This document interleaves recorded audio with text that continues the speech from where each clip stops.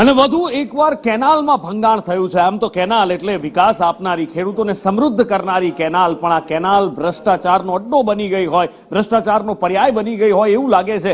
ઉત્તર ગુજરાતથી અત્યાર સુધી વારંવાર કેનાલ તૂટવાના બનાવો સામે આવતા હતા, પણ આ વખતે સુરતમાં કેનાલ તૂટી છે। કાંકરાપાર જમણા કાંઠાની કેનાલમાં ભંગાણ થયું છે। લાખો લીટર પાણીનું વેડફાટ થઈ રહ્યું છે અને પાણી ખેડૂતોના ખેતરમાં ઘૂસી રહ્યું છે। ખેડૂતો બરબાદ થઈ રહ્યા છે। ઉપરથી આપણે પાણી ઓછું કરવા સવારે જ જણાવેલું છે।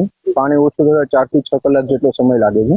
ઉપરથી પાણી ઓછું થાય સ્થળ નિરીક્ષણ કરતા ધ્યાનમાં આવશે કે કેટલું ગાબડું પડેલ છે અને એના આધારે કામગીરી કરવાની થશે। આશરે 2 થી 3 દિવસમાં પાણી પાછું ચાલુ થઈ જશે અને આપણે જે પાણી ડેમેજ થઈ છે ત્યાંથી જે પાણી નીકળે છે અહીંયાથી ખાડીમાં નિકાલ માટે વ્યવસ્થા કરેલ છે, જેથી ખેડૂતોને નુકસાન ના થાય અને બને એટલું જલ્દી આપણે આ રિપેરિંગ કરી શકાય એ માટે મશીનરી પણ હાલમાં વ્યવસ્થા કરેલી છે કે જ્યારે પાણી ઉતરે એટલે તરત જ કામગીરી યુદ્ધના ધોરણે શક્ય બને।